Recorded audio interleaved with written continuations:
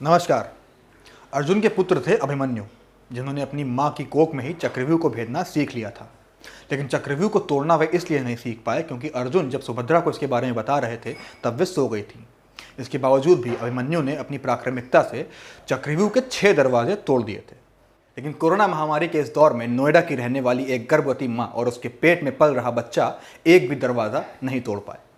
गाजियाबाद से लेकर ग्रेटर नोएडा तक इन्होंने 7 प्राइवेट अस्पतालों के दरवाजे खटखटाए, लेकिन महामारी और असंवेदनशीलता के चक्रव्यूह में फंसकर बच्चे ने तो दम तोड़ ही दिया, माँ भी नहीं बच पाई। सेक्टर 30 वाले कहने लगे कि वहाँ ले गया नाम है शारदा के बाद फिर जिम्स ले गए। जिम्स वालों ने मना कर दिया कि हमारे पे कोई बेड खाली नहीं है। फिर घूम करके हम फोर्टिस वालों ने मना कर दिया। फिर हम वहाँ पर आए, क्या नाम है उसमें मैक्स वालों ने भी मना कर दिया कि हमारे पे बेड नहीं है। तो कुल मिला के फिर हमारी एम्बुलेंस में डेथ हुई थी।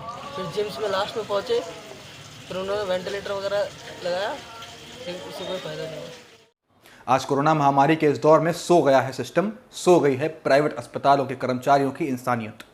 एक गर्भवती महिला अपने पति के साथ यहाँ वहाँ अलग अलग अस्पतालों के दरवाजे खटखटाती रही, लेकिन हर जगह उसको भर्ती करने से इनकार कर दिया गया। गाजियाबाद से लेकर ग्रेटर नोएडा के बड़े बड़े नामी प्राइवेट अस्पतालों में यही कहा गया कि पहले कोरोना टेस्टिंग करवा के आइए, फिर ही एडमिशन होगा। गर्भवती महिला की मौत के सिलसिले में जब उत्तर प्रदेश के स्वास्थ्य मंत्री से बात की गई तो उनको इस मामले के बारे में हवा भी नहीं थी। महामारी के इस दौर में पेशेंट्स की कोविड टेस्टिंग से लेकर इलाज तक में सरकारी अस्पतालों का सहयोग काफ़ी सराहनीय रहा था। जिन सरकारी अस्पतालों से बच के लोग महंगे महंगे प्राइवेट अस्पतालों की ओर भागते हैं, ये कहकर कि वहाँ सुविधाएं कम हैं, उन्हीं सरकारी अस्पताल और वहाँ के कर्मचारियों ने कोरोना वॉरियर्स का दर्जा अर्न तो किया ही, उसे जस्टिफाई भी किया। कोरोना के खिलाफ इस जंग में कई कर्मचारियों की मौत भी हो गई। फॉर एग्जाम्पल, एम्स के एक top notch senior doctor Jitendra Nath Pandey. काफ़ी जगहें ऐसी भी हैं जहाँ मेडिसिन और एजुकेशन दोनों ही सरकार के जिम्मे हैं, लेकिन भारत में ऐसा नहीं है। यहाँ प्राइवेट अस्पतालों के नाम पर बैंक से लो इंटरेस्ट लोन लिया जाता है, सस्ती मशीनें, सस्ते इक्विपमेंट्स मिल जाते हैं। लेकिन स्थिति जब आज जैसी भयावह हो जाए तब क्या इनकी जिम्मेदारी नहीं बनती कि इलाज मांग रहे लोगों को समय पर उचित इलाज दिया जाए। ऐसे न जाने कितने मामले सामने आते हैं जहाँ डॉक्टरों की लापरवाही की वजह से मरीज तड़प तड़प कर दम तोड़ देता है। आप सफदरजंग अस्पताल की ही बात ले लीजिए। सफदरजंग अस्पताल से एक वीडियो सामने आया था जिसमें एक लड़का अपनी भाभी की मौत का जिम्मेदार वहाँ के प्रशासन को ठहरा रहा है। वो ये बता रहा है कि कैसे गंगाराम जैसे 1-2 अस्पतालों के दरवाजे बंद हो जाने के बाद वो अपनी बीमार भाभी को यहाँ लेकर आया था। लेकिन कोविड वार्ड के बाहर घंटों तक पड़े रहने के बावजूद, नीचे फैकल्टी से एडमिशन का अप्रूवल मिलने के बावजूद, सिर्फ समय पर इलाज ना मिलने की वजह से महिला ने दम तोड़ दिया।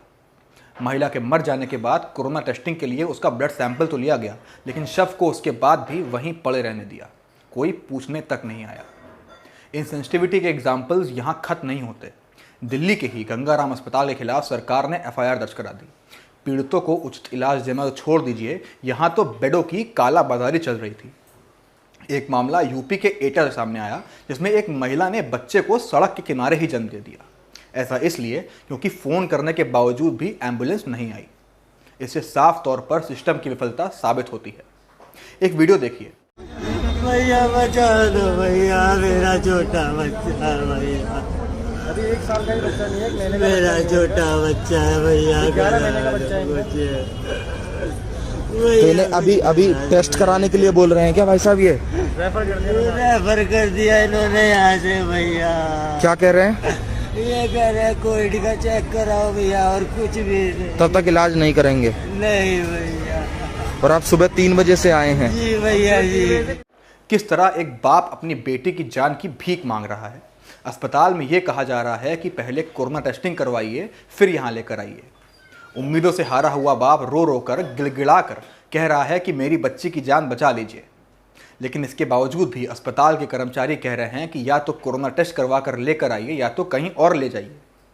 अगर खुदा न खास्ता इसकी बेटी को कुछ हो गया तो इसकी जवाबदेही कौन देगा?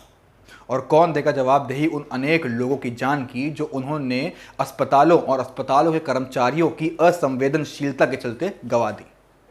आप देखते रहिए संडे डेमोक्रेसी। यूट्यूब पे हमें सब्सक्राइब कीजिए और बेल आइकन दबाइए। फेसबुक, इंस्टाग्राम और ट्विटर पर हमको लाइक, फॉलो और शेयर जरूर कीजिए। मेरा नाम है समर्थ और कैमरे के पीछे है मेरे दोस्त मानस।